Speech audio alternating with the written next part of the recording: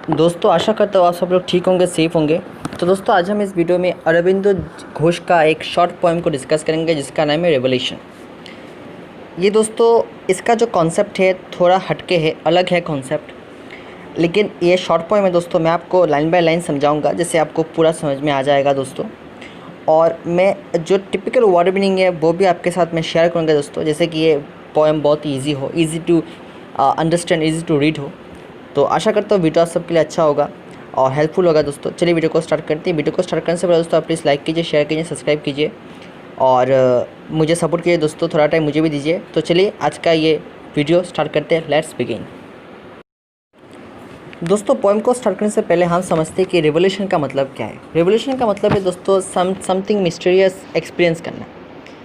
एक ही टाइम पे eight a particular time पे कुछ मिस्टीरियस कुछ चीज़ को एक्सपीरियंस करना, जो पोएट ने इस पोएम में किया है और हमारे सामने उन्होंने प्रेजेंट किया है। उन्होंने कुछ स्पिरिचुअल, कुछ स्ट्रेंज एक्सपीरियंस किया था जब वो एक माउंटेन के सामने थे। और वो क्या था वो खुद जो कवि है उनको ही मतलब अच्छे से वो समझे नहीं कि वो क्या था।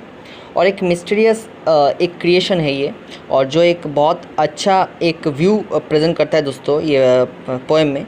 तो चलिए लाइन बाय लाइन पोएम को देखते हैं। Someone leaping from the rocks. दोस्तों लीपिंग का मतलब है जांप मारना। रॉक्स का मतलब है जो पहाड़ के जो पत्थर होते हैं, जो रॉक्स होती है, उनको यहाँ पे कहा गया है। पोएट ने कुछ एक्सपीरियंस किया है कि सडनली पहाड़ से मतलब पहाड़ के रॉक से कुछ गिरा है जो जंप मारकर उनके सामने प्रेजेंट हुआ है। ठीक है। पास्ट में run with wind blown rocks. Past में run with wind blow rocks, लेकिन वो बहुत ही इंस्टेंटली आया और तुरंत उनके सामने से चला गया।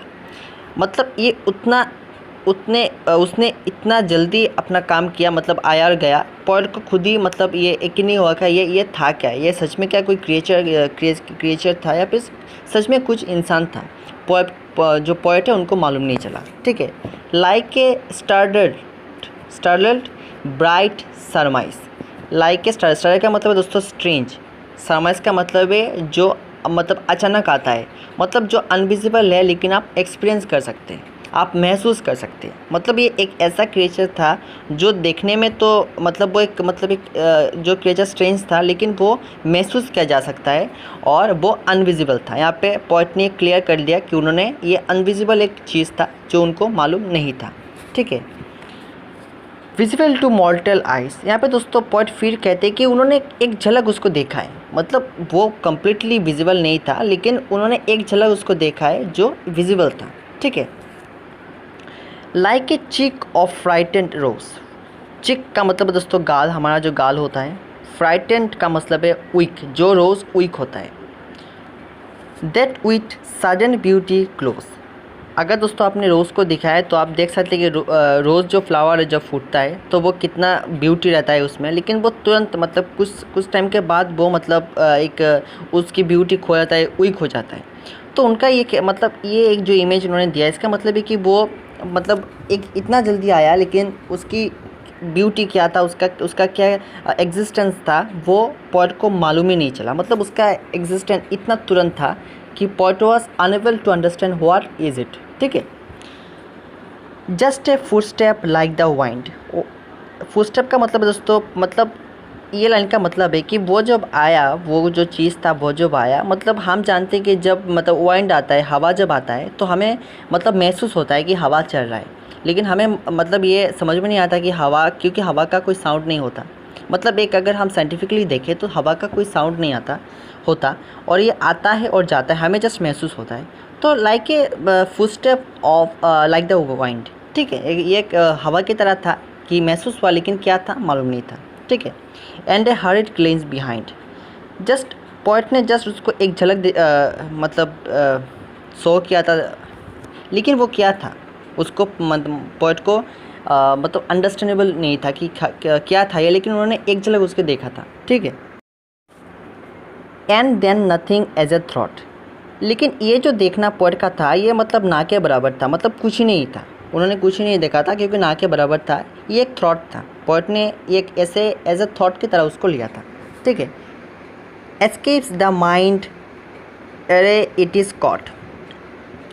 पोएट को पूरा देखने से पहले, उस चीज़ को महसूस करने से पहले ही उनके आंखों के सामने से वो एस्केप हो गया, भाग गया।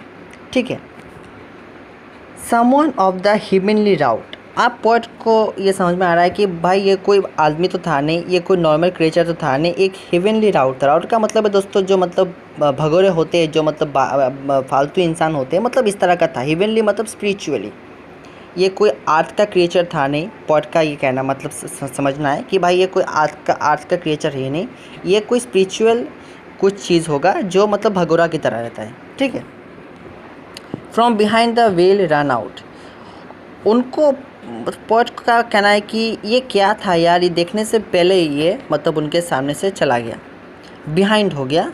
मतलब जैसे हम जानते हैं कि वेल रन, मतलब जो पर्दा होता है वो कैसे तुरंत मतलब हवा के जो हवा का जो एक मतलब हवा से जैसे मूव करता है, इस तरह से वो तुरंत पोएट के सामने से चला गया।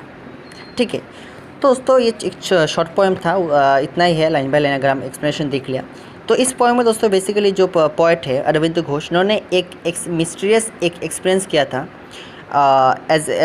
मतलब एक एक्सपीरियंस किया था जो उनको मतलब ये क्या था क्रिएचर वो उनको समझ में नहीं आया, लेकिन उन्होंने एक तरह से उसको महसूस किया। तो ये पोएम हमारे अंदर एक मिस्टीरियस एक एक्सपीरियंस, एक मिस्टीरियस फीलिंग को मतलब मेक करता है, क्रिएट करता है, और पोएट ने इस तरह से पोएम को लिखा है। दोस्तों आशा करता हूँ आपको समझ में आया होगा।